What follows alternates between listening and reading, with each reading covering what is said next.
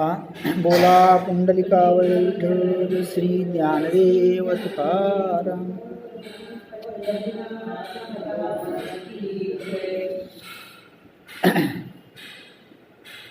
तरी पडियंते लेणे अंगी भावे जेणे धैर्य तेवी सहाने सर्वची जया. म्हणजे आवडता अलंकार आपण ज्या भावनेनं घालतो एखादी व्यक्ती, त्याच भावनेनं सर्व काही जे काही आपल्या अंगावर येईल ते सहन करणं. म्हणजे आवडीचा अलंकार घालताना आपण कुठल्याही प्रकारचा त्यात त्रासही करून घेत नाही किंवा तो नको किंवा पाहिजे वगैरे काय असं काही म्हणत नाही, कारण तो आवडीचा असतो. तशा प्रकारे जणू काही जे जे आपल्याला सुख दुःखाचे काही प्रसंग येतील ते सगळं काय करायचे, सहन करायचे, अशी वृत्ती असते. त्रिविध मुख्य आगवे उपद्रवांचे मिळावे वरी पडिली नव्हे वाकुडा जो. म्हणजे 3 प्रकारचे ताप आपल्याकडे आहेत, आध्यात्मिक, आदिदैविक आणि आदिभौतिक. हे तिन्ही प्रकारचे ताप किंवा त्रास यांच्या उपद्रवांचे मिळावे म्हणजे समुदाय जरी त्याच्यावर पडले तरीसुद्धा त्याला तो कष्टी होत नाही, त्याला कुठल्याही प्रकारचं दुःख होत नाही. म्हणजे त्रिविध प्रकारच्या तापांमध्ये सुद्धा तो समचित्त असतो, त्याच्या अंतःकरणामध्ये कुठल्याही प्रकारचा खेद निर्माण होत नाही, दुःख निर्माण होत नाही, त्याचं अंतःकरण चलित होत नाही, असा त्याचा अर्थ. अपेक्षित पावे ते तेने तोषे मानवे अनपेक्षिताही करवे तोची मान. पहा, अपेक्षित एखादी गोष्टी प्राप्त झाली तर त्यानं जेवढा त्याला आनंद होतो तेवढाच अनपेक्षित गोष्ट प्राप्त झाल्यानंतर सुद्धा आनंद होतो, तेवढाच मान तो त्यालाही देतो. म्हणजे इच्छित गोष्ट प्राप्त झाली तरी जेवढा आनंद त्याला होतो तेवढाच आनंद त्याला कुठल्या गोष्टीनं होतो. अनपेक्षित ज्या गोष्टीची आपण इच्छा करत नाही ती गोष्ट प्राप्त झाली असता, म्हणजे विरोधी गोष्ट प्राप्त झाली असता सुद्धा त्याला तेवढाच आनंद होतो. म्हणजे त्या गोष्टीला सुद्धा तो तेवढाच मान देतो, असं त्याचा अर्थ. जो मानापमानाते साय सुख दुःख जेत सामाय. पहा, मान आणि अपमान जो सहन करतो, सुख दुःख जेत सामाय, सुख आणि दुःख ज्याच्या ठिकाणी सामावतं. म्हणजे मान आणि अपमान ज्याला समान आहे, सुख दुःख ज्याला काय आहेत, समान आहेत. सुख दुःखे समे कृत्वा लाभा लाभव जया जयव असं म्हटलेलं आहे. निंदास्तुतीनो हे दुखंडू, आणि निंदास्तुतीनं सुद्धा जो कधीही कष्टी होत नाही. म्हणजे सुख दुःख, निंदास्तुती आणि मान आणि अपमान ज्याला कसे आहेत, समान आहे. उन्हाळेनी जो न तपे हिमवंती न कापे. पहा, उष्णतेनं जो तापत नाही आणि हिवाळ्यानं जो कापत नाही. म्हणजे हिवाळा काय उष्णता काय याला दोन्ही समान आहे. जे प्रत्येक गोष्ट ज्याला समान असते, ज्याच्या ठिकाणी कुठल्याही प्रकारचं द्वंद्व नाही, असा त्याचा अर्थ आहे. काही शेने वाशिपे पातळे या, आणि कुठल्याही प्रकारच्या गोष्टीनं काही प्राप्त झाली तरी तो भीत, म्हणजे तो कसा आहे, निर्भय, कारण तो ह्या सगळ्यांच्या द्वंद्वाच्या कुठे गेला आहे, पलीकडे गेलेला आहे. आणि म्हणून त्याला सुख दुःख काय, उन्हाळा काय, हिवाळा काय, कुठल्याही प्रकारच्या गोष्टीचा परिणाम त्याच्या चित्तावर होत नाही. स्वशिखराचा भारू नेणे जैसा मेरू की धरा यज्ञ सुकरू ओझे न म्हणे. पहा, स्वतःच्या शिखरांचा भार ज्याप्रमाणे मेरू पर्वताला काही वाटत नाही. मेरू पर्वत हा स्वतःच्या शिखराचा भार नेणत नाही, म्हणजे त्याला आपल्या स्वतःच्या शिखरांचा भार काहीच वाटत नाही. धरा यज्ञ सुकरू ओझो नेणे. किंवा जेव्हा वराह अवतारामध्ये भगवंताने वराह अवतार घेऊन पृथ्वी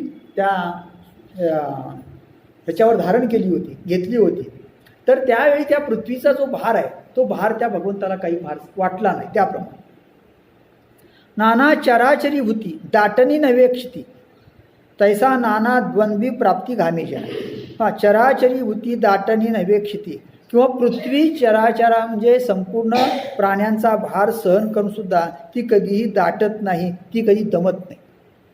किती प्राणी आले आणि गेले, पृथ्वीला काही त्याचं वाटत नाही. त्याप्रमाणे तैसा नाना द्वंद्वी प्राप्ती घामे जना. अशा प्रकारे कुठल्याही प्रकारचे द्वंद्व कितीही प्राप्त झाले तरीसुद्धा ज्याला श्रम वाटत नाही, जो दमत नाही. म्हणजे कुठल्याही प्रकारचा द्वंद्व प्राप्त होईल, सुख दुःख, मान अपमान, शीत उष्ण, कुठल्याही प्रकारचं कुठलंही द्वंद्व ज्याच्या ठिकाणी नाही किंबहुना त्याचा परिणामच ज्याच्या चित्तावर काही होत नाही असा जो समचित्त आहे त्याच्या ठिकाणी ज्ञान आहे असं म्हणायला काही हरकत नाही. घेऊनी जळाचे लोट आलिया नदीना संगाट करी वाड पोट समुद्रजी. पहा म्हणजे तो सहनशील कसा असतो त्याला एक उदाहरण दिलेलं की पावसाळ्यामध्ये नदी नाले प्रचंड प्रमाणात पाणी घेऊन समुद्रामध्ये जातात, पण समुद्र त्यावेळी काय करतो, पोट मोठं करतो आणि सगळं पाणी काय करतो आपल्यामध्ये साहून घेतो. तो कधी असं म्हणत नाही की नाही आता मी काही तुमचं पाणी घेणार नाही, माझी कपॅसिटी संपली, असं समुद्र कधी म्हणतो का नदीला नाल्याला, कधी म्हणत नाही. त्याप्रमाणे म्हणजे त्याचं जे अंतःकरण आहे ते अंतःकरण अशा प्रकारे कसं असतं, फार व्यापक असतं, मोठं असतं. तैशे जयाच्या ठाईनं सहाने काहीची नाही आणि साहतो ऐशेही स्मरण होईल. पहा त्याप्रमाणे त्याच्या ठिकाणी सहन न करणं असं काही नसतंच. जे जे काही येईल ते ते सगळं तो काय करतो, सहन करतो. आणि मी सहन करतो आहे असं स्मरणसुद्धा नसतं, म्हणजे त्याची आठवणसुद्धा नाही. म्हणजे मी इतकं सहन केलं आहे असा अभिमान नाही, त्याची आठवणसुद्धा नाही. म्हणजे सहन करतो आहे पण सहन केल्याची आठवणसुद्धा नाही. आपण एखाद्यावर उपकार करतो पण लगेच आपण त्याला म्हणतो मी तुझ्या एवढे उपकार केले. इथं तसं नाही आहे. मी उपकार केले ही भावना नाही, लक्षात घ्या. अंगा जे पातले ते घरून घाली आपुले ते तर सहातेनी नवले घे पिजेना. पहा म्हणजे जे अंगावर त्याच्या येतं ते सर्व तो आपलं करून घेतो आणि ते म्हणजे सहन करत असताना त्याला कुठल्याही प्रकारचा अभिमान नसतो. म्हणजे मी हे सहन करतो आहे अशी त्याची अहंकारी वृत्ती नसते. हे अनाक्रोश क्षमा जयापाशी प्रियोत्तमा जाणतेने महिमा ज्ञानाशी का.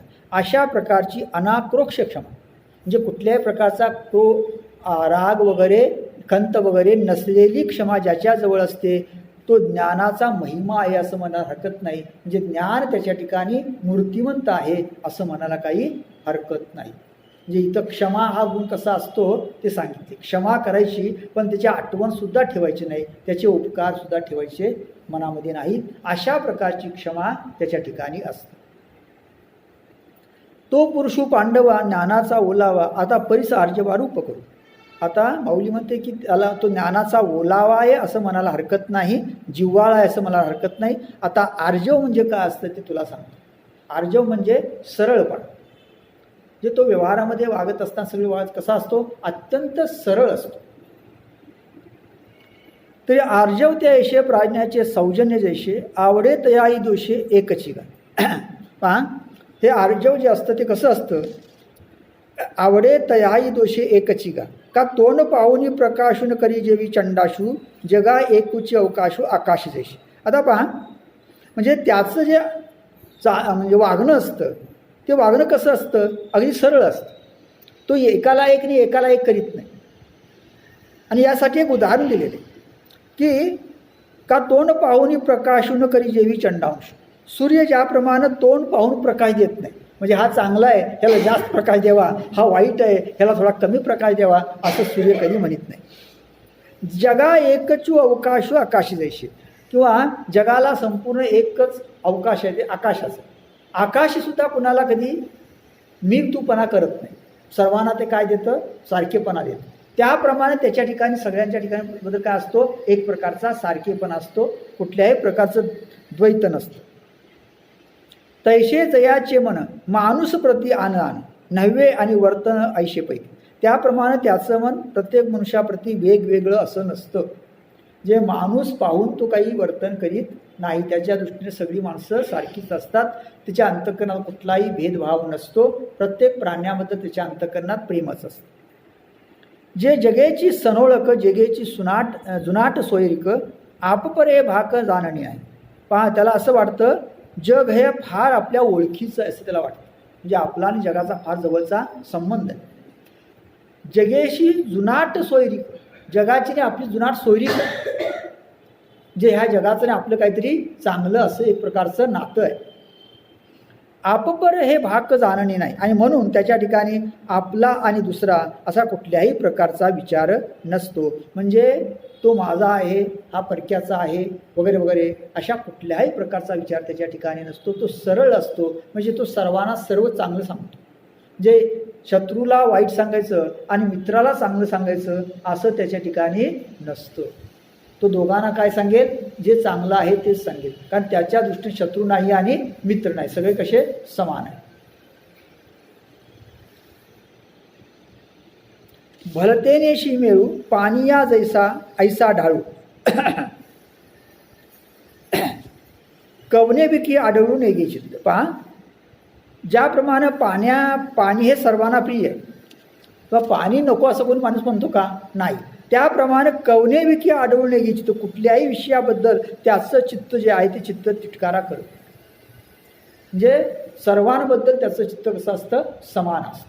कुठल्याही प्रकारचा तिटकारा त्याच्या चित्तामध्ये नसतो. वार्याची धाव तैसे सरळ भाव शंका आणि हाव नाही जया. पहा, वाऱ्याची धाव ज्याप्रमाणे सरळ असते त्याप्रमाणे त्याच्या ठिकाणी भाव कसा असतो? सरळ असतो. कुठल्याही प्रकारची शंका नसते आणि कुठल्याही प्रकारची हाव नसते, इच्छा नसते, लाव नसतो. म्हणजे कोणत्याही प्रकारच्या शंकेनं तो कोणाशी बोलत नाही, कुठल्याही प्रकारच्या आशेनं तो कोणाशी बोलत नाही. अत्यंत त्याचं अंतःकरण सरळ असतं, प्रामाणिक असतं. मायेपुढे बाळका रिगता न पडे शंका तैसे मन देता लोका नालोची. पहा, आपल्या आईपुढं कुठल्याही प्रकारचा व्यवहार करताना ज्याप्रमाणे मुलाला शंका येत नाही कुठल्याही प्रकारची, त्याप्रमाणे तो आपल्या लोकांना मन देताना त्याला त्याचं काही वाटत नाही, कुठल्याही प्रकारचा तो विचार करीत नाही. म्हणजे आपल्या मनातलं तो सर्व लोकांना स्पष्टपणे सांगतो. तिथं कुठल्याही प्रकारचा वेगळा विचार तो करीत नाही. म्हणजे तो स्पष्ट असतो, मनात येईल ते स्पष्ट बोलतो. त्याचा सरळपणा या ठिकाणी सांगितलेला. फाकलिया इंदिवरा परिवारू नाही धनधरा. हा, ज्याप्रमाणे एकदा कमळ फाकलं, उमललं की त्याला परिवार नसतो, म्हणजे गुप्तपणा नसतो. ते सगळ्यांना काय देतं? एक प्रकारचा सुगंध देतं. एकदा ते उमललं की त्या कमळाचा सुगंध सर्वांना मिळतो. त्याप्रमाणे कोण कोपरा नेण्याची लोक, तो कोण कोपरा जाणत नाही. म्हणजे हा कोण, तो कोण, हा चांगला आहे, तो वाईट आहे, असला प्रकार त्याच्याजवळ कुठल्याही प्रकारचा नसतो. तो सर्वांना काय देतो? सुगंधच देतो. म्हणजे इथं सर्वांना त्याच्यामुळे काय होतो? आनंदच प्राप्त होतो. चोकाळपण रत्नाचे का रत्नावरी किरणाची तशी पुढामन जयाचे करणे पाठी. पहा, आणि मग हे जे सगळे त्याचे भाव आहेत ना, ते भाव त्याचे म्हणजे त्याच्या इंद्रियांचे नाही, त्याच्या मनाचे. आणि हे भाव मनाचे इंद्रियांच्या मार्फत काय होत आहेत? प्रकट होत आहेत. कारण आपलं मन जे आहे ते मन कशामार्फत प्रकट होतं? इंद्रियांच्या मार्फत प्रकट होतं. आणि मग याच्यासाठी एक उदाहरण दिले, चोकाळपण रत्नाची. रत्नाचं शुद्ध रत्न आहे, अत्यंत शुद्ध असं रत्न. का रत्नावरी किरणांची, आणि मग त्याच्यातून निघणारी किरण त्या रत्नातून निघणारी किरण ती अत्यंत शुद्ध असतं. तैसे पुढा मन जयाचे करणे पाठी.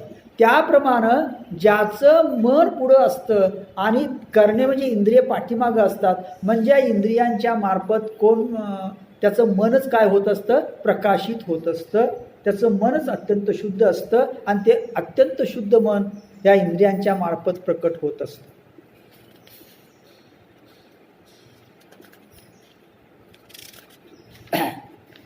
आलोचू जो नेणे अनुभवची जोगावणे धरी मोकली अंतकरणे नव्हेची जाय. पहा, आलोचू जो नेणे, जो चिंतन विचार कुठला करीत नाही, अनुभवची जोगावणे, अनुभवानं तुष्ट होतो.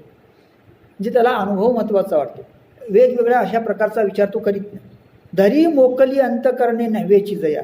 आणि जो अंतकरण अगदी मोकळं असणारं धरतो, म्हणजे जो सर्व अंतकरणानं सर्वांना सारखा मानतो, ज्याच्या अंतकरणामध्ये सर्वांना समानता आहे. दिठी नोहे मिनधी बोले नाही सन्निधी. पहा, त्याची दृष्टी कशी असते सांगितलं. दिठी नोहे मिनधी म्हणजे त्याची दृष्टी ओशाळी कपटी अशी नसते, म्हणजे चांगली असते, निर्मळ असते. बोलणे नाही सन्निधी, त्याचं बोलणं संशयित नसतं, संदिग्ध नसतं, तो स्पष्ट बोलतो. म्हणजे स्पष्ट बोलणं हा सुद्धा अतिशय महत्त्वाचा भाग आहे. अलीकडं माणसं स्पष्ट कधी बोलतच नाही. कसं बोलतात? सरळ संदिग्ध बोलतात. समोरच्या माणसाला अडचणीत आणणारच बोलतात, त्याला काय समजू नये असंच बोलतात. तर तो कसा बोलतो बरं? निसंदिग्ध बोलतो. कवनेशी हीनबुद्धी राहटी जेना, आणि कोणाबद्दलही त्याच्या मनाच्या ठिकाणी हीनबुद्धी नसते. तो कुणालाही हीन कमी जाणत नाही. आपण काय करतो? आपल्यापेक्षा दुसऱ्याला कमी जाणतो आणि त्याप्रमाणे बोलण्याचा प्रयत्न करतो, पण तो कुणालाही अशा प्रकारे हीनबुद्धीनं जाणत नाही, तिकडे पाहत नाही. 10 इंद्रिये प्रांजळे निष्प्रपंच निर्मळे. पहा, त्याची 10 इंद्रिये प्रांजळ असतात, निष्प्रपंच निर्मळे, आणि निष्कपटपणे निर्मळपणे त्या इंद्रियांचा व्यवहार होत असतो.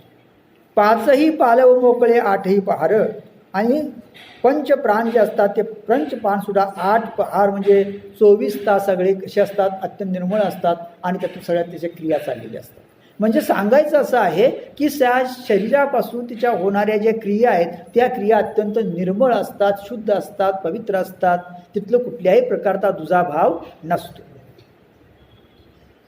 पहा, आता त्याचं अंतःकरण कसं असतं? अमृताची धार तैसे उजू अंतर. पहा, अमृताची धार असावी त्याप्रमाणे त्याचं अंतर सरळ असतं. म्हणजे अमृताच्या धारेप्रमाणे त्याचं अंतःकरण कसं असतं? सरळ असतं. याचा अर्थ असा की त्याच्या अंतःकरणातून एखादा शब्द बाहेर पडला ना की समोरच्या माणसाला आनंदच होतो. ज्याप्रमाणे अमृत प्याल्यानंतर कुठल्याही माणसाला तृप्तता प्राप्त होईल त्याप्रमाणे त्याला आनंद प्राप्त होतो. किंबहुना जो माहेर या चिन्हांचे, अशा प्रकारे या चिन्हांचा जो माहेर घर आहे तो पुरुष सुबटा आर्जवाचा अंगवट. पहा, माऊली म्हणते असा जो कोणी पुरुष असेल ना त्याच्या ठिकाणी मूर्तिमंत आर्जव आहे असं समजायला हरकत नाही. तो आर्जवाचं स्वरूप आहे, सरळपणाचं स्वरूप आहे असं म्हणायला हरकत नाही. जाण ते त्याची घरटा त्याने केला, आणि त्याच ठिकाणी ज्ञानानं घरटा केला म्हणजे घर केलं असं म्हणायला हरकत नाही. म्हणजे ज्ञान कुठं आहे? अशा प्रकारचं आर्जव, अशा प्रकारचा सरळपणा ज्याच्या अंतःकरणाच्या ठिकाणी आहे तिथं काय म्हणावं? ज्ञान आहे असं समजावं. म्हणजे हे गुण ज्या ठिकाणी आहेत त्या ठिकाणी ज्ञान आहे. केवळ ज्ञान असं माऊलीला अभिप्रेत नाही. आता ययावरी गुरुभक्तीची परी सांगोगा अवधारी चतुर्नाथ. आता खऱ्या अर्थानं इथून माऊलीचं जे विवेचन सुरू होतं ना ते इथून सुरू होतं. आता ते म्हणतात गुरुभक्तीची जी परंपरा आहे किंवा पद्धत आहे ना ती आता हे चतुर्नाथा, हे चतुर अर्जुना मी तुला सांगतो. आता इथं मात्र माऊली असं काही त्या गुरुभक्तीचं वर्णन करते, काही विचारणार. आगव्याची दैवा जन्मभूमी हे शेवा, जे ब्रह्म करी जीवा सोच्चाते. पहा, आगव्याची दैवा जन्मभूमी हे शेवा, आपल्या संपूर्ण दैवाची म्हणजे सद्गुरूंची सेवा हे आपल्या संपूर्ण दैवाची जन्मभूमीच आहे. जे ब्रह्म करी जीवा सोच्चाते, शोकग्रस्त जीवाला जे ब्रह्म करतं म्हणजे सद्गुरूंची कृपा काय करते? हा जो शोकग्रस्त जीव आहे त्याला काय करते? ब्रह्माची प्राप्ती करून देते. ते आचार्योपास्ती प्रगटी जाईल तुझं प्रती, बैसो दे एक पांती अवदानाची. आता इथं माऊली म्हणते अशा प्रकारची जी आचार्यांची उपासना आहे म्हणजे सद्गुरू सेवा आहे ती तुला आता मी सांगतो. आता तू एकच कर, बैसो दे एक पांती अवदानाची. तू एकाग्रता या ठिकाणी ठेव. म्हणजे आता मी गुरुभक्तींबद्दल बोलणार आहे. तू आता काय कर? एकाग्र चित्तेनं, एकाग्र अंतःकरणाने ते काय कर? ऐक. तरी सकळ जळ समृद्धी घेऊन गंगा निघाली उदरी, की श्रुती हे महापदी पैठी झाली. पहा, सकळ जळ समृद्धी घेऊन गंगा निघाली उदरी. आता सगळी जी जळाची म्हणजे पाण्याची संपत्ती असते ती घेऊन गंगा कुठं जाते? समुद्राला जाते. तिला सगळं ते पाणी म्हणजे तिची ती संपत्ती कुणाला अर्पण करायची असते? त्या सागराला अर्पण करायची असते. त्याप्रमाणे श्रुती हे महापदी पैठी झाली, किंवा श्रुती म्हणजे वेद. हे वेद कुठं झाले? ब्रह्मपदाच्या ठिकाणी प्रविष्ट. ब्रह्मपद प्राप्त झाल्यानंतर श्रुती थांबते म्हणजे वेद थांबतात. त्याने जे काय सगळं होतं ते कुणाला अर्पण केलं? त्या ब्रह्मपदाला अर्पण केलं. त्याप्रमाणे नाना वेटाळून जीविते गुणागुण विकिते, किंवा सगळे जे आपल्याला जीवाला वेटाळून आणि जे गुण अवगुण असतील ते सर्व म्हणजे सर्व गुण अवगुण काय असतील ते प्राणनाथा उचिते दिदले प्रिया. ती प्रिया काय करते? प्रेयशी कुणाला देते? आपल्या प्राणनाथाला म्हणजे प्रिय करायला देते. म्हणजे आपल्या जवळचे सगळे गुण अवगुण जे सर्व काही असेल ते ज्याप्रमाणे ती प्रेयशी ती स्त्री आपल्या प्राणनाथाला देते त्याप्रमाणे. तैसे सभाई आपुले जेणे गुरुकुळी ओपी, त्याप्रमाणे सगळं आपलं अंतर्बाह्य जे जे आपल्याजवळ असेल ते सगळं ज्यानं गुरुकुळाला अगदी अर्पण केलेलं आहे. आपण पे केले भक्तीचे घर, आणि ज्यानं स्वतःचा देह हा भक्तीचं घर केलेलं आहे, म्हणजे गुरूंच्या भक्तीचं घर केले, म्हणजे ज्यानं सर्वस्व आपलं गुरूंना अर्पण केलेलं आहे आणि आपला देह काय केलेला आहे, गुरूंच्या भक्तीचं घर केलेलं. म्हणजे त्याच्या देहामध्ये गुरूंच्या भक्ती व्यतिरिक्त काहीही चालत नाही असा जो कोणी आहे तो. म्हणजे ज्याप्रमाणे ती नदी आपलं सगळी संपत्ती कुणाला अर्पण करते, समुद्राला, त्याप्रमाणे यानं काय केलेलं आहे, आपली सगळं जे काय होतं ते कुणाला अर्पण केलेलं आहे, गुरूंना अर्पण केले. गुरुगृह जय देशी तो देशूचे वशे मानशी. पहा मग असा जो भक्त असतो ना गुरु सेवा करणारा तो कसा असतो, तर गुरूंचं घर ज्या देशामध्ये आहे, ज्या प्रांतामध्ये आहे, तो प्रांतच त्याच्या मनामध्ये राहत असतो. म्हणजे त्या प्रांताचा तो विचार करतो, तो मनानं त्या प्रांतातच असतो. म्हणजे तो कुठेही असला तरी गुरु ज्या ठिकाणी आहेत, गुरु ज्या प्रांतात आहेत, गुरु ज्या ठिकाणी आहेत त्या ठिकाणीच तो मनानं असतो. विरहिणिका जैशी वल्लभाते, ज्याप्रमाणे एखादी विरहिणी आपल्या वल्लभाच्या ठिकाणी मनानं असते, ती कुठेही जरी प्रेयशी असली तर कुठं असते, ती प्रियकराच्या ठिकाणी असते, त्याप्रमाणे. तिये कडून येतशे वारा दे कोणी धावे सामोरा. पहा हा भक्त असा आहे, म्हणजे शिष्य असा आहे की सद्गुरू ज्या गावात आहेत त्या गावातून जर वारा आला ना तर त्या वाऱ्याला तो सामोरा जातो धावत. त्याला असं वाटतं की तिकडून कोण येत आहे, ते सद्गुरूच येते. आड पडे म्हणे घरा बिजे किजो, आणि मग तो काय करतो, त्याला साष्टांग नमस्कार घालतो आणि म्हणतो माझ्या घरी चला ना. म्हणजे त्या वाऱ्याला म्हणतोय तो. पहा जे ज्या गावावरून तो सद्गुरू ज्या गावी आहे तिकडून जो वारा येतो ना त्या वाऱ्याला तो सामोरा जातो आहे, त्याला तो नमस्कार करतो आहे आणि म्हणतोय की माझ्या घरी चला ना. कारण तो वारा कुठून आलेला आहे, सद्गुरूंच्या त्या गावावरून आले. हे प्रेम जे आहे ना ते काही वेगळं आहे. म्हणजे ते पूर्वी असं होतं, सद्गुरूंच्या समाधीबद्दल सद्गुरूंबद्दल प्रत्यक्ष होतं. पूर्वी अनेक ग्रंथ असे आहेत पूर्वीचे आपल्या साहित्यामध्ये की ज्याने संपूर्ण ग्रंथ आपल्या समाधीजवळ बसून लिहिलेले आहे. काही असेही ग्रंथ आहेत. हे आत्यंतिक अशा प्रकारचं प्रेम सद्गुरू आणि शिष्य यांच्यामध्ये. साचा प्रेमाची या भुली तर या दिशेशीची आवडे बोली. पहा आत्यंतिक प्रेमानं, खऱ्या प्रेमाच्या त्या भुलीनं तो काय करतो बरं, दिशेशीची आवडे बोली, त्या दिशेशी बोलू लागतो. म्हणजे जी दिशा गुरूंची आहे ना, ज्या दिशेला गुरु आहेत ना त्या दिशेशी बोलतो तो, वाऱ्याशी बोलतो, त्या दिशेशी बोलतो. जीव थानपत्ती करून घाली गुरु गिरिजो, आणि अशा प्रकारे तो काय करतो बरं, त्या आपला जीव त्या गुरूंच्या ठिकाणी अगदी वतनदार करून ठेवतो. म्हणजे हा त्या ठिकाणी कायमचा काय झालेला आहे, त्यांचा दास होऊन राहिलेला आहे. सर्व काही त्याचं गुरु आहे, गुरु व्यतिरिक्त त्याला काहीही समजत नाही.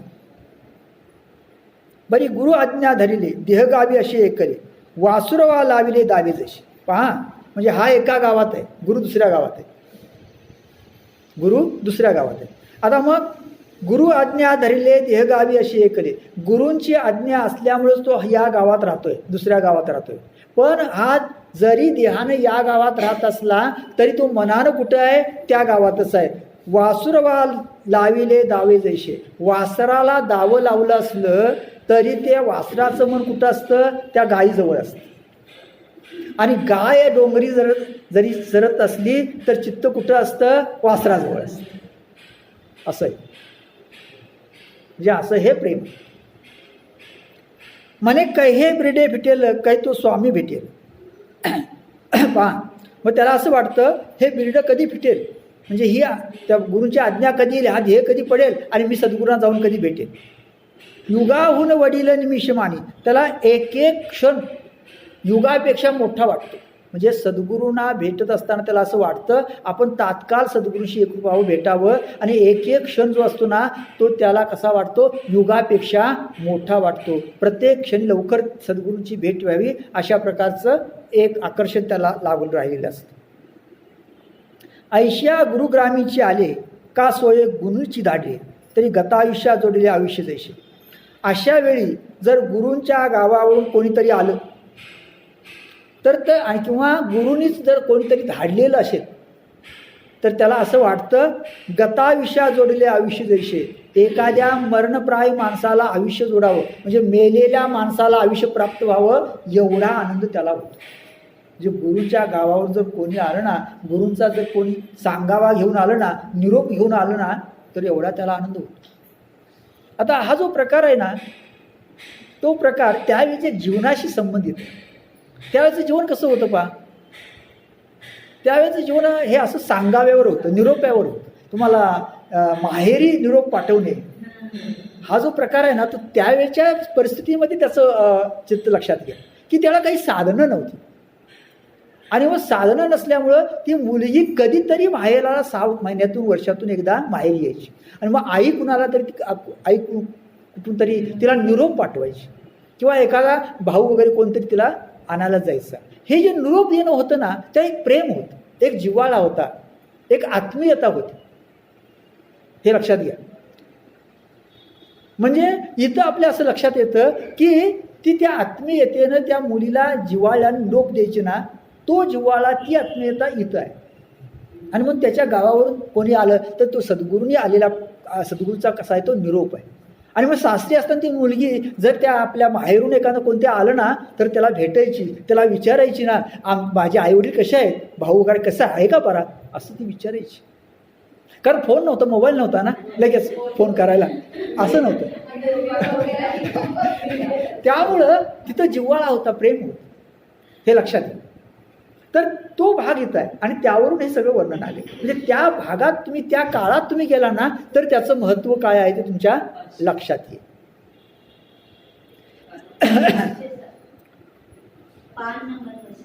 ऐसा गुरुग्रामीची आले का सोय गुरूंची धाडली. स्वतः गुरुनीच ते धाडलेलं आहे. तरी गताविषया जोडलेले आयुष्य जैसे. जणू काही एखाद्या मेलेल्या माणसाला पुन्हा जिवंतपणा यावा, आयुष्य मिळावं, त्याप्रमाणे त्याला आनंद होतो. का सुकत या अंकुरा वरी पडील या पियुषधार. किंवा एखादा सुकणारा अंकुर असावा आणि त्याच्यावर अमृताची धार पडावी. त्या अंकुराला काय वाटेल, अहो अमृताची धार सोडून द्या, सुकलेला जर काय अंकुर असतील तर आपण पाणी घातलं ना तर लगेच ती टवटवीत होतात ना, किती सुंदर वाटतं, किती बरं वाटतं का. मग इथं तर अमृतधारा पडल्यानंतर जसं वाटतं ना तसा त्याला आनंद होतो. नाना अल्पोदकीचा सागरा आला मासा. किंवा छोट्याशा डबक्यातील मासा सागराला यावं, त्याला किती आनंद होईल. काही वेळानं आपण मारणारच होतो ना, आता आपण कुठं आलो, सागरात आलो. म्हणजे त्याला ते जीवन प्राप्त होतं. तसं याला त्या गुरूंच्या गावावरून कोणी आलं ना निरोप घेऊन तर त्याला एवढा आनंद होतो. नातरी रंके निधान देखील का आंधळ्या डोळे उघडले. पहा, किंवा एखाद्या गरीब माणसाला ठेवा सापडावा, आंधळ्या माणसाला डोळे यावे, भनंगाची अंग आले इंद्रपद. किंवा अगदी भिकाऱ्याला इंद्रपद प्राप्त.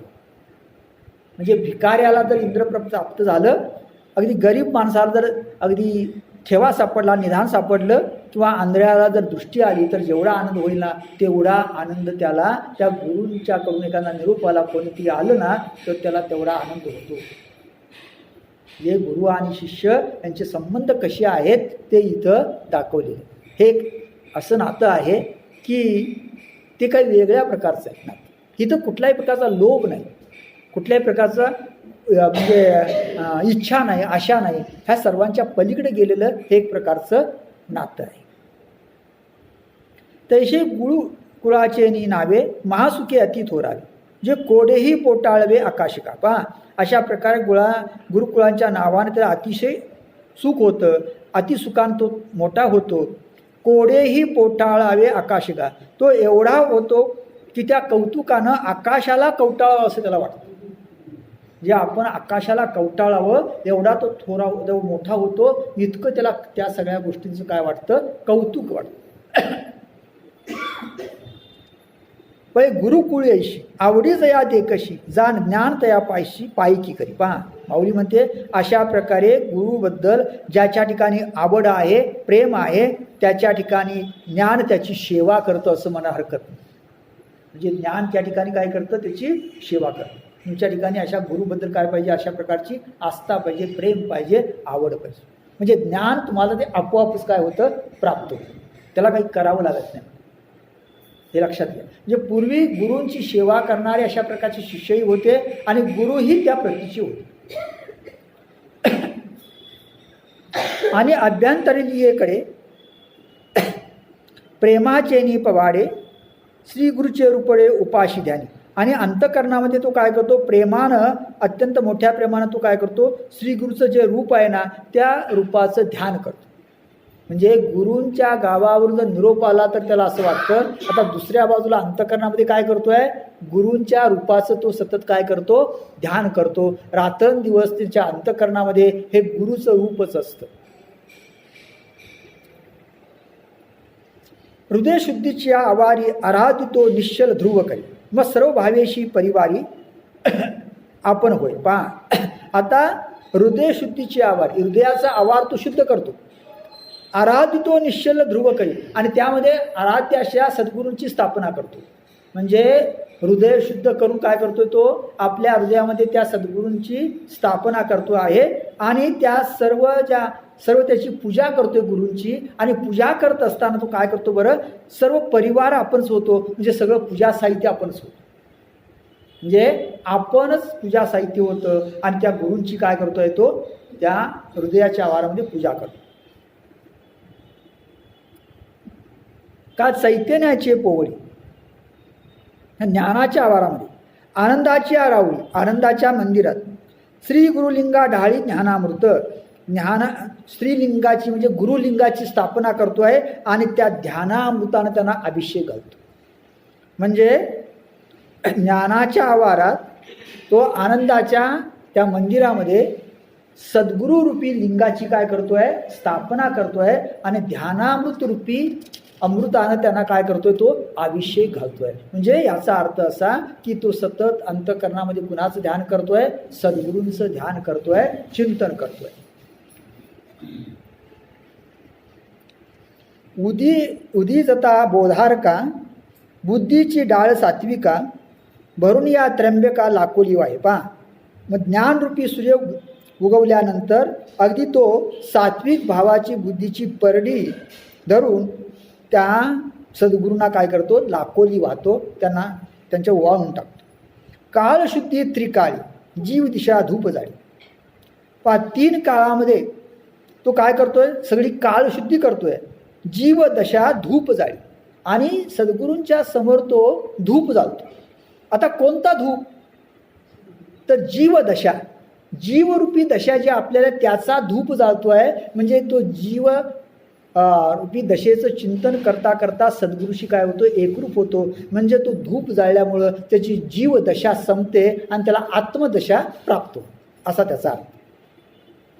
ज्ञानदीपे ओवाळी निरंतर, आणि ज्ञानाच्या दीपानं तो काय करतोय बरं, त्या सद्गुरूंना ओवाळतोय. म्हणजे आता याला कसलं स्वरूप प्राप्त झालेलं आहे, ज्ञानदीपाचं स्वरूप प्राप्त झालेलं आहे.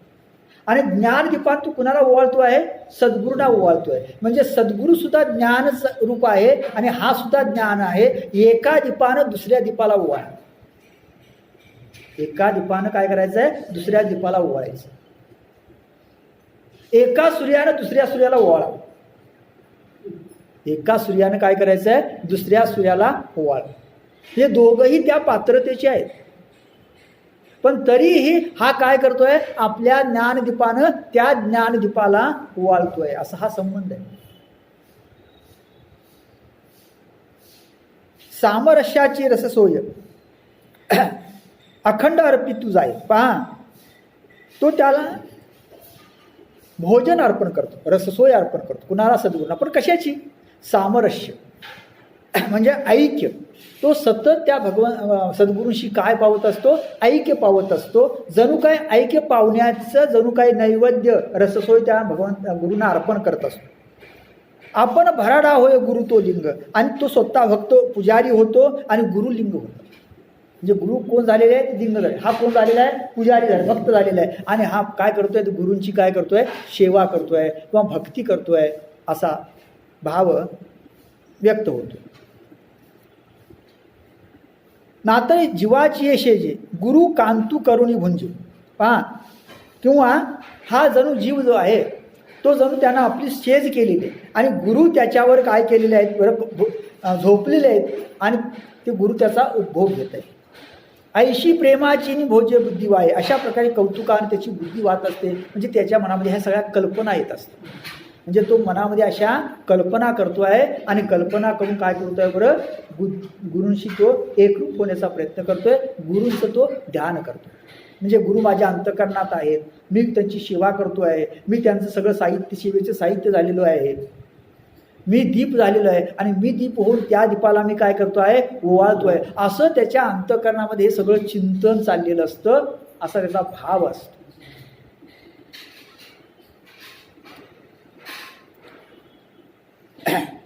कोणे एके अवसरी अनुरागे भरी अंतरी. पहा, कधी काही वेळा त्याच तो जरा म्हणजे प्रेमानं भरून गेला त्या गुरूंच्या, की तया नाम करी क्षीराब्दी, तर तेव्हा क्षीराब्दीप्रमाणे त्याच्या अंतःकरणात त्या सद्गुरूंच्या नामाबद्दलच्या लाठा निर्माण होतात. म्हणजे अत्यंतिक प्रेम निर्माण होतं. ते तर देह ध्यान बहुसुख, त्याची शेष तुळिका निर्धोक. देह ध्यान बहुसुख, मग तो देहाचं ध्यान करतो. जरूर तेच त्याची काय असते, शेषशय्या असते. वरी जयशयन देक भावी गुरु, आणि वरती काय केलं, विष्णू झोपलेला असतो. म्हणजे जणू काही त्यानं सुखशय्या पसरलेली असते ध्येय ध्यानाची. आणि जणू गुरु म्हणजेच कोण असतात, विष्णू असतात. आणि त्या शय्येवर कोण झोपलेले असतात, हे विष्णुरूपी गुरु झोपलेले असतात. ज्याप्रमाणे ते विष्णू त्या शय्येवर झोपलेले असतात ना, त्याप्रमाणे असं तो चिंतन करतोय, असं तो मनन करतोय, असं ती कल्पना करतोय.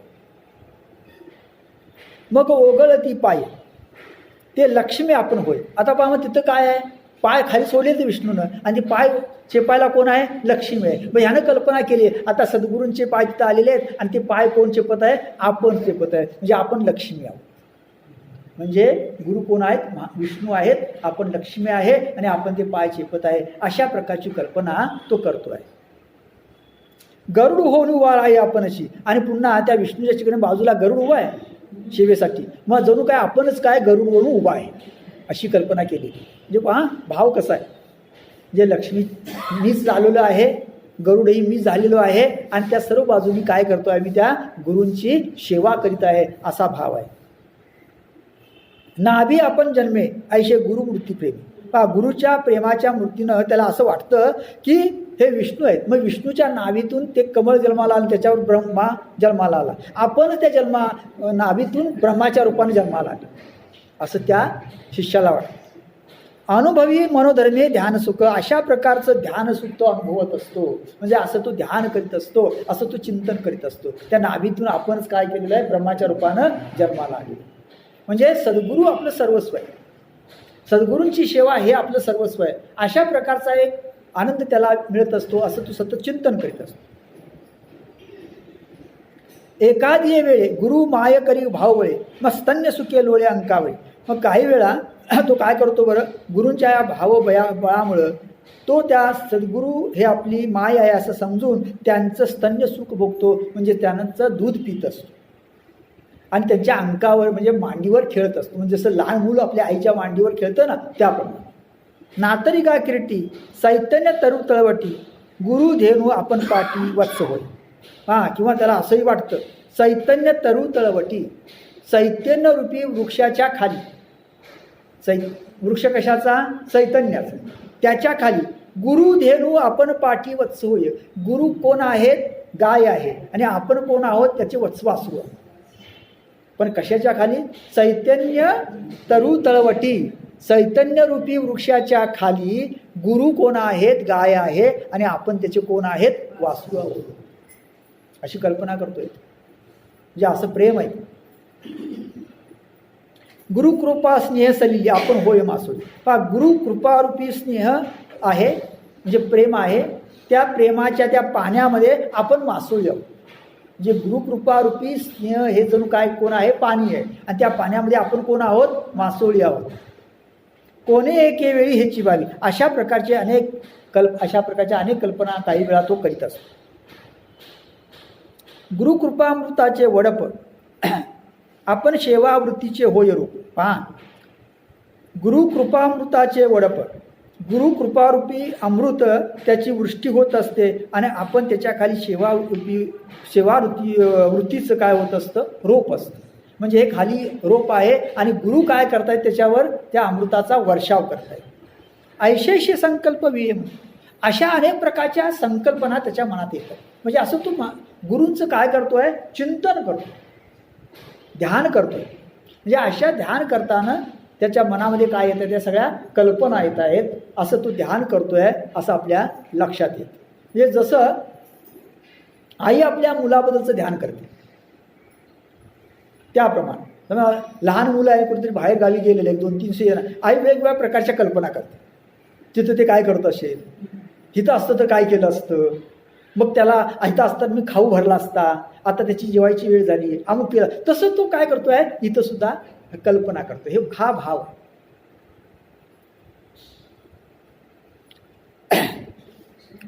चक्षु पक्षे विन पिलू होय आपण, कैसे पै अपारपण आवडीचे. पहा, जणू काही डोळे आणि पंख नसलेले पिलू असावं एखाद्या पक्षिणीचं, तसं आपण त्यांचं पिलू आहोत. आता पक्षिणी काय करते, नुकतं जन्मलेले पिलू जे असतं, ज्याला अजून डोळे आले म्हणजे दृष्टी आली नाही, पंख आले नाहीत, तसं अतिशय ती काय करते बरं, काळजी घेते. मग इथं काय म्हटले मुद्दा, म्हणून मी तसं त्याचं पिलू आहे. कुणाचं पिलू आहे, त्या सद्गुरूंचं पिलू. म्हणजे माझी सर्व दृष्टीने कोण काळजी घेत आहेत, सद्गुरू घेत आहेत. हे जणू काही ते घेणं हे जणू सृष्टीनं मान्यच केलेलं आहे. सृष्टीचा काय जणू आहे, संकल्प आहे. लक्षात घ्या, ही एक नाती आहे, लक्षात घ्या. आणि त्या नात्यामध्ये काही वेगळं सामर्थ्य. इतर नाती तशी नाही, काही ठराविकच नाती अशी असतात. आणि त्यात प्रामुख्यानं आई आणि मूल हे नातं, म्हणजे प्रत्यक्षातलं जे नातं आहे ना, ह्याच्या जोडीचं म्हणजे आई आणि मूल यांचं नातं.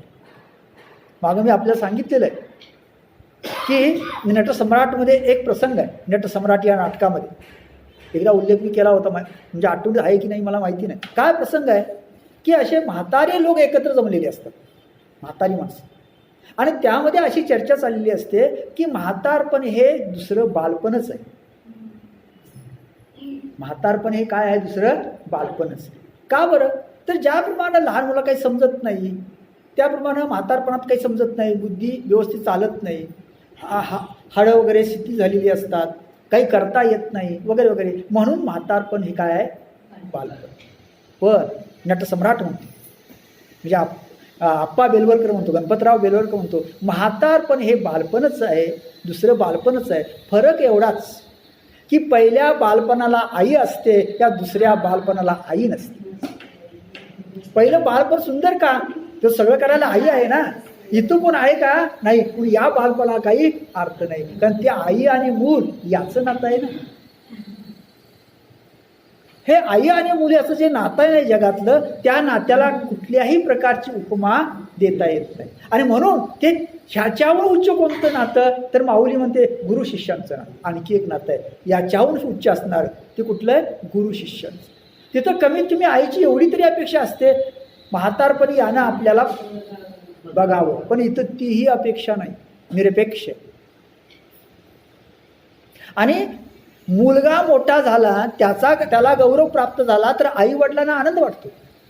मुलगा आपल्यापेक्षा मोठा झाला तर आई वडिलांना काय होतो, आनंद वाटतो. इथंही शिष्याला गुरुनाना शिष्य मोठा झाला तर आनंद वाटतो.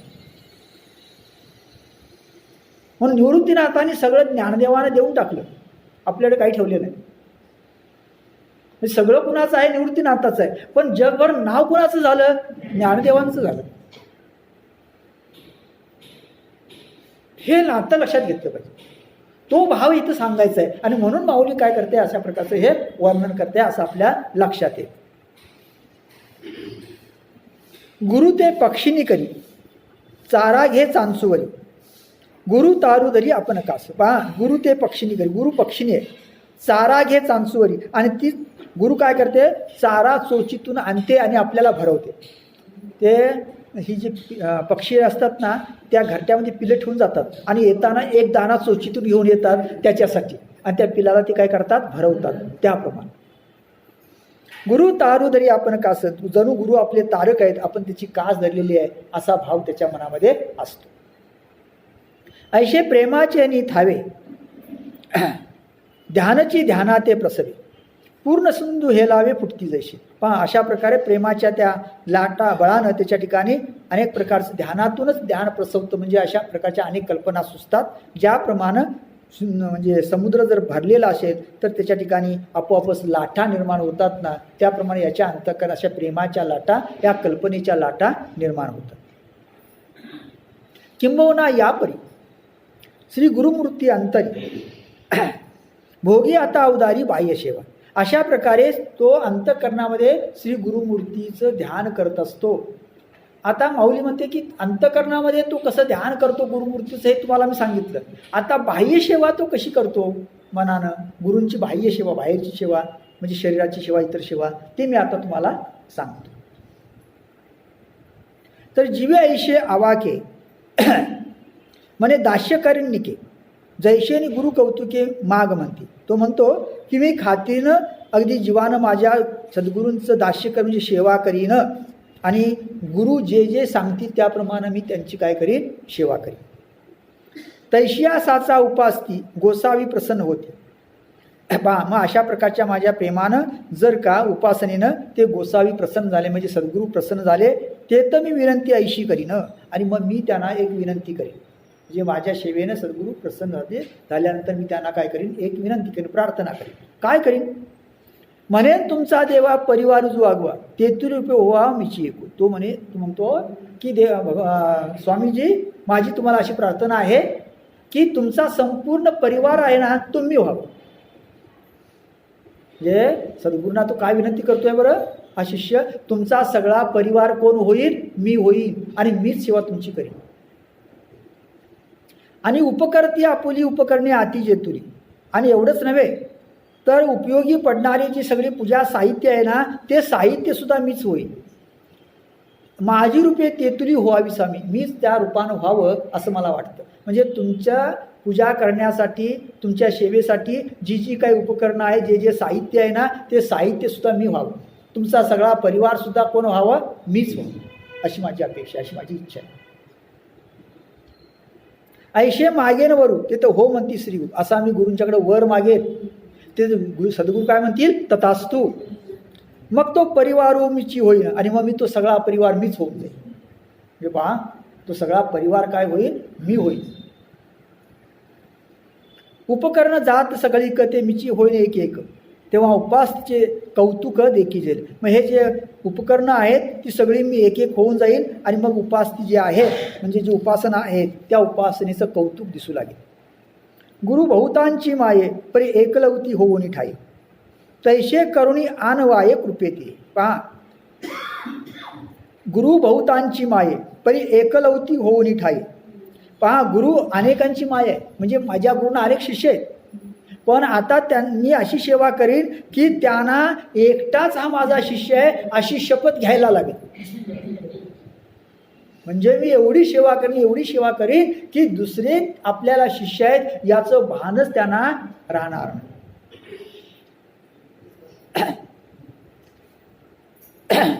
तैशे आणुनी आनवाये कृपेती ते अनुरागू वेधू लावी. पहा मी माझ्या अनुरागाचा ना छंद लावी. एक पत्नी व्रत घेववी म्हणजे एक पत्नी व्रत मी घेईन किंवा सद्गुरूंना एक पत्नी व्रत घ्यायला लावीन असं त्यांना म्हणायचं आहे. क्षेत्रसन्यासू करवी लोभा करवी आणि माझ्या लोभा करवी सद्गुरू क्षेत्रसन्यास घेतील. क्षेत्रसन्यास याचा अर्थ माझ्यासाठी ते इथंच माझ्याजवळच राहतील, दुसरं कुठंही जाणार नाहीत. एकाच ठिकाणी राहणं, दुसरं कुठंही न जाणं त्याला काय म्हणतात, क्षेत्रसन्यास म्हणतात. स्वामी स्वरूपानंदांनी तो घेतला असं म्हणायला हरकत नाही, कारण ते एकाच ठिकाणी राहिले, फारसे कुठे गेले नाही. चतुर्दिक्षु वारा न लाये निगो बाहिरा तैसा गुरुकृपे पांजिरा मिची होईल. पहा चारी दिशांना वाहणारा वारा सुद्धा तो कुठं जाणार नाही. त्याप्रमाणे म्हणजे चारी दिशांना वारा वाहू शकत नाही एका वेळी, त्याप्रमाणे तैसा गुरुकृपे पांजिरा मिची होईल. गुरुकृपेचा मी पिंजरा होईल. म्हणजे गुरुकृपेला मी माझ्या ठिकाणी काय करेन, अडवून ठेवीन, बंदिस्त करून टाकेन. म्हणजे ती गुरुकृपा दुसरीकडे कुठं जाणार नाही. म्हणजे संपूर्ण गुरुकृपा जणू काही कशावर माझ्यावरच होईल हे मी सर्व पाहिजे. आपल्या गुणांची लेणी करीन गुरुसेवे स्वामी. आपले जे गुण आहेत त्या गुणांची लेणी करून ते गुरुंना अर्पण करेन. ह्यासं होईल गवसनी मीची भक्तीशी. अशा प्रकारे त्यांच्या भक्तीची गवसणी मी घालीन, म्हणजे सर्व काही मीच होईल. गुरुस्नेहाची वृष्टी मी पृथ्वी होईन तळवटी. पहा, गुरुबी प्रेमाची वृष्टी होत असताना मी खाली काय होईल? पृथ्वी होईल. कारण वरून वृष्टी होती, कुठंवर होते? पृथ्वीवर होते. मग वरून गुरुच्या स्नेहाची वृष्टी होईल आणि तेव्हा मी कोण होईल? बरं, पृथ्वी होईल. ऐशा मनोरथांची या सृष्टी अनंतारची. अशा प्रकारचे अनंत मनोरथ तो रचत असतो. म्हणजे अशा प्रकारच्या अनेक कल्पना त्याच्या मनामध्ये येत असतात आणि त्याप्रमाणे तो चिंतन करीत असतो. म्हणे श्रीगुरूचे भवन आपण मी होईल. पहा, श्रीगुरूचे घर सुद्धा मीच होईल, त्यांचं मंदिर सुद्धा मीच होईल. आणि दास करून होऊन दास्य देतीचे. आणि मी त्यांचा दास होऊन तिथलं दास्य करेन, म्हणजे त्यांची सेवा करेन. म्हणजे सद्गुरूंचं घर सुद्धा मीच होईल, भुवन सुद्धा मीच होईल आणि तिथं दास्य होऊन मी त्यांचं दास होऊन दास्य करेन. निर्गमागमी दातारे जे ओलांडजे ती उंबरे ती मी होईन आणि द्वारे द्वारपाळ. पहा, सद्गुरूचं आता घर झाल्यावर पुन्हा मी काय होईल? तर सद्गुरू बाहेर येता जाताना जो उंबरा असतो ना दाराचा, तो उंबरा सुद्धा मीच होईल. आणि पुन्हा ते तर मी होईन आणि द्वारे द्वारपाळू. आणि द्वार मी होईल आणि द्वारपाल सुद्धा मीच होईल. म्हणजे भुवन मी होईल, तो उंबरा मी होईल, द्वारपाल मी होईल, द्वार सुद्धा मीच होईल. म्हणजे सर्व काही मी होईल. याचा अर्थ असा आहे, याला वेगळा अर्थ आहे थोडा. तो असा आहे की मला माझ्या मी सद्गुरूशी आता पूर्णपणे एकरूप झालेलो आहे. आणि सद्गुरूशी एकरूप झाल्यामुळं मला फक्त सद्गुरूच दिसत आहेत, मीही नाही. आता मीही नाही. म्हणजे हे सद्गुरू काय, मी काय, आता एकच तत्व आहे. कुठलं तत्व आहे? आत्मतत्व. त्यात फक्त हे प्रेमासाठी दोन मांडलेलं आहे, अन्यथा एकच आहे. प्रेमासाठी दोन मांडलेले, अन्यथा एकच हे सांगायचं. हे लक्षात घ्या. म्हणजे जसं एखाद्या पाषाणामध्ये अनेक गोष्टी कोरलेल्या असतात. आता महालक्ष्मी मंदिर आहे, पाषाणामध्ये कोरलेलं आहे. काय आहे? सगळं पाहिलं तर एकच आहे. काय आहे? पाषाण आहे. मग हत्ती आहेत, उंट आहेत, मूर्ती आहेत आणि काय आहे? हजारो गोष्टी कोरलेल्या आहेत. किंवा तुम्ही वेरूळ अजिंठाची लेणी पाहिजे, कशात कोरलेलं आहे? सगळं पाषाणात कोरलेलं आहे. पण सगळं पाहिलं तर शेवटी काय आहे? पाषाणच आहे. तसं इथं सांगायचं आहे, सगळं काय आहे? तोच आहे. ते माझे सद्गुरूच आहेत, त्याच्या व्यतिरिक्त काहीही नाही. असा तत्व त्यातून सांगायचं आहे. आणि म्हणून हे सगळं वर्णन आले. पाऊवा मी होईन. पहा, त्यांच्या पायातील खडावा मी होईन. त्या मिची लेवविन. त्यांच्या पायामध्ये हा खडावा असं मीच घालीन. पहा, म्हणजे काय? मी खडावा होईन आणि सद्गुरू उभा राहील तर त्यांच्या पायामध्ये त्या खडावा सुद्धा कोण घालीन? मीच घालीन. छत्र मी आणि करीन बारीपण. छत्र सुद्धा मीच होईल आणि छत्र सुद्धा मी त्यांच्या अंगावर मीच धरीन. पहा, छत्रही मीच होईल आणि ते छत्र सुद्धा त्यांच्या अंगावर काय करीन? मीच धरीन. मी तळू उपरू जाणविता सवृदुरू हातू देता. पहा, मी खालवर होताना सद्गुरू सवृदुरू हातू देता म्हणजे चौरी धरणारा, म्हणजे जो चोपदार असतो ना, तो चोपदार मीच होईल. स्वामी पुढे खोलता होईन मी. अगदी स्वामी पुढे खोलता म्हणजे दिवठ्या दाखवणारा सुद्धा, वाटाड्या सुद्धा कोण होईल? मीच होईल. म्हणजे स्वामी इकडे तिकडे जाऊ लागले तर त्यांना वाटाड्या होणारा कोण आहे? वाटाड्या सुद्धा मीच आहे. अशा प्रकारे सर्व बाजूने मी काय करेन? त्यांची सेवा करेन. मीची होईन सागळा. पहा, मी सागळा म्हणजे झारी धरणारा होईल. करू सुईन गुरुळा. चूळ भरण्याचं जे पात्र असते सुद्धा मी होईल. सांडितो जो नेपाळा पडिगामीची. चूळ धरण्याचं दस्त पिकदानी असते ना, ती सुद्धा मीच होईल. चूळ सुद्धा मीच होईल आणि ते चूळ माझ्या त्या पिकदानीमध्ये भरतील वगैरे वगैरे. अशा प्रकारे सर्व काही मी होईल. मी होईन सगळा करू सुईन गुरुळा. सांडितो तो नेपाळा पडिगामीची. हडप मी ओळगईन. पहा, मी पानदान होईल. मीची उगाळू घेईन. मी पिंक चावलेला विडा होईल. उळीग मी करीन अंघोळीचे आणि मी अगदी काम करणारा, चाकरी करणारा आंघोळीच्या वेळी सुद्धा मीच होईल. म्हणजे सगळं काही, पाणी मी होईल, आंघोळ मी होईल, सर्व काही मी होईल, सर्व काही प्रकारची सेवा काय करेल, मीच करेन. जे वेळी देवो आरोग्यती तेव्हा पांती करू मिची पांती, मिची होईल पुरती देईन विडा. पहा, आणि जेव्हा आपले देव म्हणजे गुरुदेव भोजन करतील ना, तेव्हा मी त्यांच्या पंक्तीचा लाभ घेईन आणि पुन्हा तो म्हणतो मीची होईन पुरती देईन विडा. मी तिच्या पुढं होऊन आणि त्या जेवणानंतर विडा द्यायचा असतो ना, तो विडा सुद्धा मी कोण देईन, मीच देईन. ताट मी काढीन शेज मी झाडीन. पहा, ते जेवण झाल्यानंतर ताट काढण्याचं काम सुद्धा कोण करीन, मीच करेन. शेज मी झाडीनं, त्यांची जी शेज असते ती झाडण्याचं काम मी करेन. चरण संवाहन मीची करणं आणि पादसेवा मीच करेन. म्हणजे त्यांचं पाय वगैरे दाबण्याचं जे काम आहे ना, ते सुद्धा सगळं मीच करेन. पहा, पण गंमत आहे, झालं वेगळं. ही सगळी सेवा सद्गुरूंची करावी असं माऊली म्हणते आहे, पण माऊली अगोदर गेली आणि सद्गुरू नंतर गेले.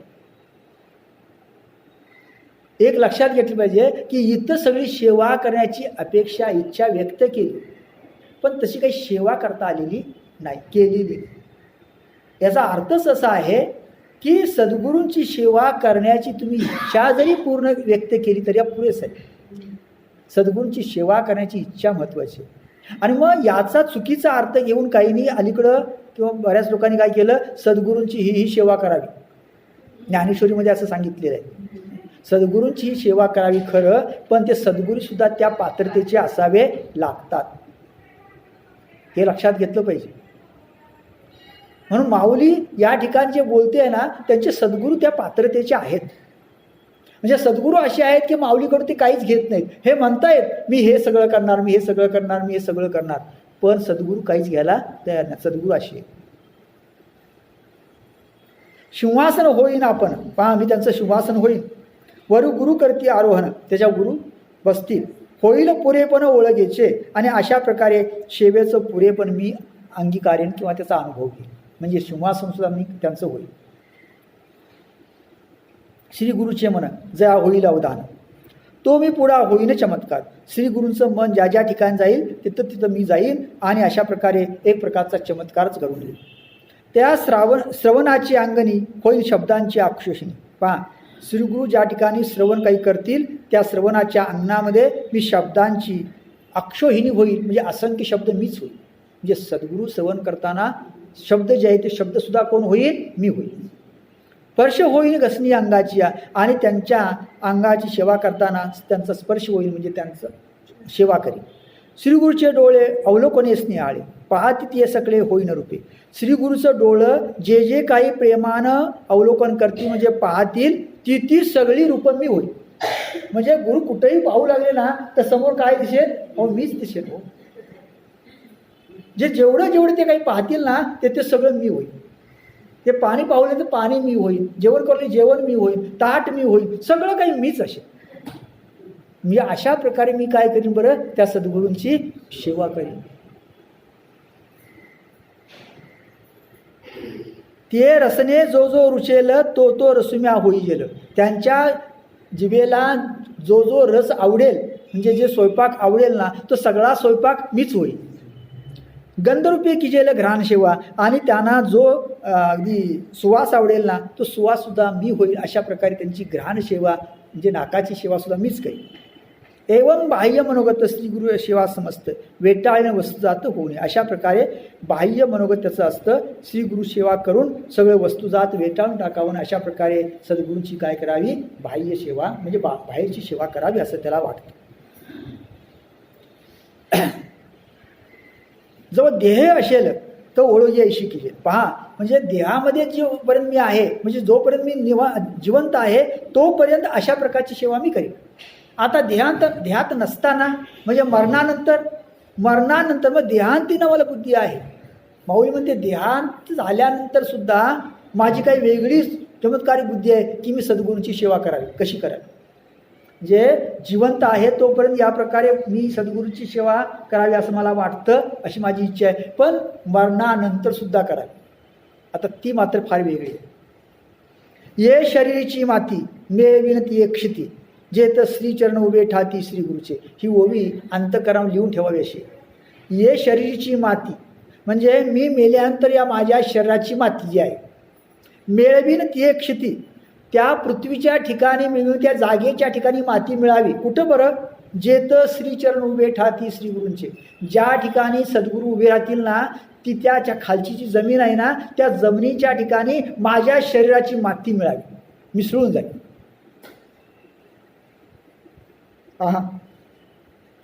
हे शरीराची आपल्या माती सद्गुरू ज्या ठिकाणी उभा राहतात त्या ठिकाणी त्या मातीमध्ये काय व्हावी? मिसळून जाईल. ही मरणानंतरची शिव आहे, देहत्यागानंतर शिव असं त्यांना वाटतं. पण असं झालं नाही. कारण काय झालं? माऊली अगोदर गेली आणि सद्गुरू मागं राहिले.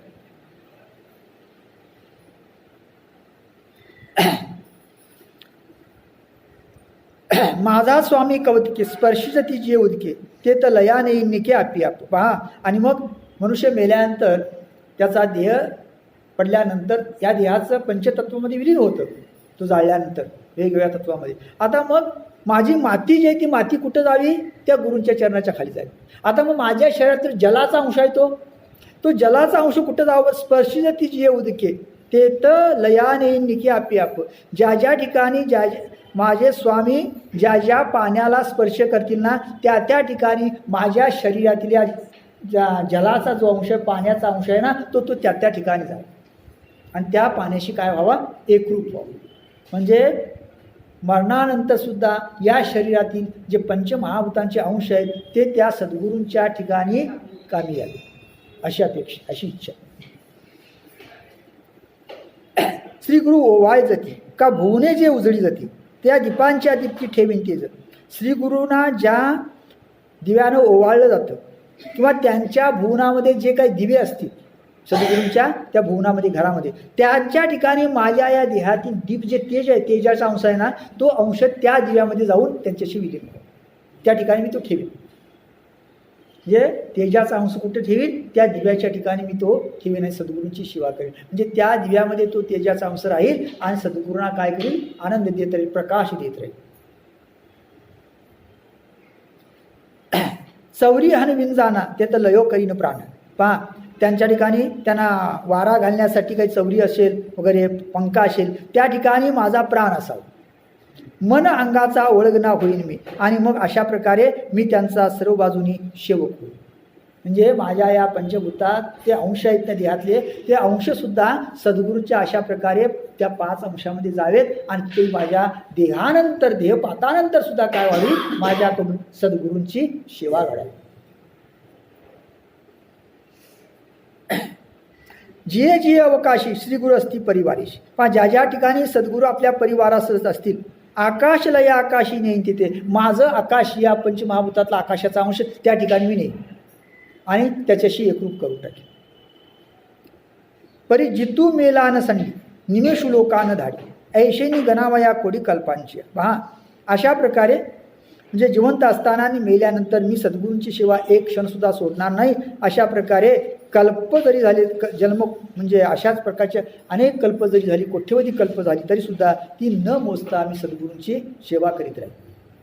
येतुलीवरी दिवसा जयाचिया मानसा आणि करुणिया ही तैसा अपारुजू. अशा प्रकारे ज्याच्या मनामध्ये ह्या अशा कल्पना असतात, धैर्य असतं आणि अशाच प्रकारे जो अपार अशा प्रकारच्या कल्पना करून सद्गुरूंची सेवा करीत असतो. रात्र दिवस नेणे थोडे भाऊन म्हणे मनिया चेनी दाटपणे साजावं. पहा, रात्र दिवस न म्हणे, थोडे भाऊन म्हणे. रात्र दिवस म्हणत नाही, तो कमी जास्त म्हणत नाही. एवढंच नव्हे तर कुठल्याही प्रकारच्या आज्ञेनं त्याला दडपण येत नाही. म्हणजे सद्गुरूंनी कुठल्याही प्रकारचं काम सांगितलं तर त्याला दडपण येत नाही. उलट त्याला काय होतो? आनंद वाटतो आणि आनंदानं तो सगळं काही करत असतो. तो व्यापारू येणे नावे गगनाहून थोरावे एकला करी आगवे एकेची काळी. अशा प्रकारे ते व्यापार करत असताना तो आकाशाहून मोठा होतो आणि सर्व बाजूनी जे जे सद्गुरू आज्ञा करतील ते सर्व करत असतो. एकला करी आगवे एकेची काळी. आणि एवढंच नाही, हे सगळं तो एकटाच करत असतो. म्हणजे हे सगळं आपणच करावं, सगळी सेवा कोणी करावी? आपणच करावी. दुसऱ्यानं करू नये असं त्याला वाटतं. तो एकटाच सर्व काळी ही सर्व सेवा करीत असतो किंवा आपण करावी असं त्याला वाटतं. आपलं तसं नसतं. आपल्याला वाटतं आपल्या दुसऱ्यांना सूट द्यावी, आपण बाजूला व्हावं, अशी वृत्ती आपली असते. पण नाही, इथं कशी आहे सेवा? ती एकनिष्ठ अशा प्रकारची सेवा आहे. हृदयवृत्ती पुढा अंगच घे दवडा काज करी होडा मानशीशी. पहा, अशा प्रकारच्या तिच्या ठिकाणी हृदयवृत्ती असतात, म्हणजे अंतःकरणात वृत्ती असतात. आणि मग तो अशा प्रकारे पुढं धाव घेतोय ते काम करण्याची. काज करी होडा मानशीशी, आणि जणू काही तो सगळं आपण एकच करण्याची पैजच घेत असतो. पैजेने मीच सर्व करणार. प्रत्येक कामाच्या ठिकाणी तो पुढं धावतोय. प्रत्येक कामाच्या ठिकाणी तो काय करतोय? मी म्हणून मी हे करणार म्हणून काय करतो? तो पुढं धावतोय. एखाद्या वेळा श्री गुरु करी खेळा लोन करी सकळा जीविताचे. काही वेळा जणू काही तो संपूर्ण गुरु काही लीला करत असताना आपल्या जीवनाचं जीवन सगळं त्यांच्यावर ओवाळून टाकावं असं त्याला वाटतं. जो गुरुदास्ये कृषू, जो गुरुप्रेमे सपोषू, जो गुरु आज्ञे निवासू आपण अचिजू. पहा, गुरुदास्ये कृषू म्हणजे गुरूंचं दास्यत्व या ठिकाणी आहे. जो गुरुप्रेमे सपोषू, गुरुच्या प्रेमानं जो पुष्ट आहे. जो गुरु आज्ञे निवासू, गुरुच्या आज्ञा हेच त्याच्या ठिकाणी निवासस्थान आहे. आपण अचिजू, अशा प्रकारे सर्व बाजूने जो गुरुची एकरूप झालेला आहे आणि गुरुची सेवा करण्यामध्ये तन्मय आहे. जो गुरु कुळे सुकुली, गुरुच्या कुळानं हा सुकुली नाही. जे गुरूंचं कुळ श्रेष्ठ आहे ना, झालं माझं कुळ श्रेष्ठ आहे, मला माझं कुळ बघण्याची गरज नाही. जो गुरुबंधू सौजन्य सुजन, गुरुबंधू जे आहे त्यांच्या सौजन्यानं हा सुजन आहे. जो गुरु सेवा व्यसने सव्यसन निरंतर, गुरुच्या सेवेच्या व्यसनानं हा कसा आहे? सव्यसन आहे. म्हणजे हेच त्याला व्यसन आहे, निरंतर आहे, एकसारखं आहे. म्हणजे गुरूंची सेवा करणं हेच त्याचं काय आहे? निरंतर असणारं व्यसन. म्हणजे गुरु वाचून त्याला काही सुचत नाही असा त्याचा अर्थ. गुरु संप्रदाय धर्म त्याची जयाचे वर्णाश्रम. पहा, गुरुचा संप्रदाय धर्म हाच त्याचा वर्णाश्रम आहे. जे गुरुचा जो वर्ण तो आपला वर्ण, गुरुचा जो संप्रदाय तो आपला संप्रदाय. वेगळा आपला संप्रदाय नाही, वेगळा आपला धर्म नाही. गुरु परिचर्या नित्यकर्म जयाचे का, आणि गुरूंची सेवा हेच त्याचं नित्यकर्म आहे असा जो आहे. म्हणजे सद्गुरूंची सेवा करणं हेच त्याचं कार्य, हीच त्याचं सर्व काही आहे. किंबहुना हे त्याचं सर्वस्व आहे. तो सतत काय करतोय? सद्गुरूंची सेवा करतोय. याच्या पलीकडे तो काहीच करीत नाही असं आपल्या लक्षात येतं. गुरुक्षेत्र गुरुदेवता गुरुमाता गुरुपिता, जो गुरुसेवे पर्वता मार्गुनी. पहा, गुरुक्षेत्र आहे, गुरुदेवता आहे, गुरुमाता आहे, गुरुपिता. जो गुरुसेवे पर्वता मार्गुने, गुरुच्या सेवे व्यतिरिक्त त्याला दुसरा मार्ग माहीतच नाही. म्हणजे काय करत आयुष्यामध्ये एवढं एकच करायचं, गुरूंची सेवा करायची. गुरुचं क्षेत्र आहे, गुरुच देवता आहे, गुरुच माता आहे, गुरुच पिता आहे. म्हणजे सर्व काही गुरु आहे. आई वडील बंधू वगैरे सर्व काही गुरु आहे. आणि ज्ञानदेवांच्या बाबतीत ते खरं आहे. आई वडील अगोदरच निघून गेलेले आहेत आणि म्हणून निवृत्तीनाथच कोण आहेत? गुरु आहेत, आई आहेत, सर्व काही. आणि ह्या निवृत्तीनाथांनी भरभरून सगळं काही ज्ञानदेवांना दिलेलं आहे. त्यामुळे हे जे वर्णन आहे ना, ते प्रत्यक्ष ज्ञानदेवांच्या मनामध्ये आपल्या गुरूंबद्दल जो भाव आहे ना, तो भाव इथं सांगितलेला आहे, त्याचं वर्णन आहे. हे लक्षात घ्या. आणि अशी ही जोडी आपल्याला एकच सापडते. त्यानंतर मी तुम्हाला सांगितलं, ज्ञानदेव आणि निवृत्तीनाथ यानंतर म्हणजे रामकृष्ण परमहंस आणि स्वामी विवेकानंद ह्या दोनच जोड्या आपल्याला अशा पाहायला मिळतात की ज्या ठिकाणी असे काही वेगळे सद्गुरूंच्याबद्दल भाव निर्माण झालेले आहेत, अस्तित्वात. ज्या अलीकडल्या काळातील आपल्याला माहिती असलेल्या अशा ह्या जोडी असं आपल्या लक्षात आहे. आणि यातूनच मग त्या सद्गुरूंच्याबद्दल हे आत्यंतिक प्रेम असल्यामुळंच त्यांचा काय झालेला आहे, तो उद्धार आपोआप झालेला असं आपल्या लक्षात येईल. श्री गुरुचे द्वार ते जयाचे सर्वस्व सार, गुरुसेवका सहोदर प्रेम भजे. पहा, श्री गुरूंचं द्वार हे त्याचं सर्वस्व सार असतं. आणि गुरुसेवका सहोदर प्रेम भजे, आणि गुरु म्हणजे त्या गुरूंचे जे बंधू असतात ना, बंधुवर्ग, त्याच्याबद्दल सुद्धा असाच भाव त्याच्या ठिकाणी असतो, तो त्यांचं सेवा करतो. म्हणजे गुरूंच्या नातेवाईकांबद्दल, गुरुच्या परिवाराबद्दल, गुरूंबद्दल, गुरूंचे जे कोणी इष्टमित्र असतील त्यांच्याबद्दल सुद्धा त्याच्या अंतःकरणामध्ये असा सेवाभाव असतो, प्रेमभाव असतो. असं ते अंतःकरणामध्ये एक वेगळ्या प्रकारचंच प्रेम असतं असं माऊली या ठिकाणी सांगते, असं आपल्या लक्षात येतं. आणि हे जे प्रेम आहे माऊली वर्णन केलेलं ते प्रत्यक्ष निवृत्तीनाथ आणि ज्ञानदेव यांच्यातीलच ते प्रेम, हेही लक्षात घेतलं पाहिजे. इथं आपण थांबूया. बोला पुंडलिका वरदे विठ्ठल श्री ज्ञानदेव तुकाराम.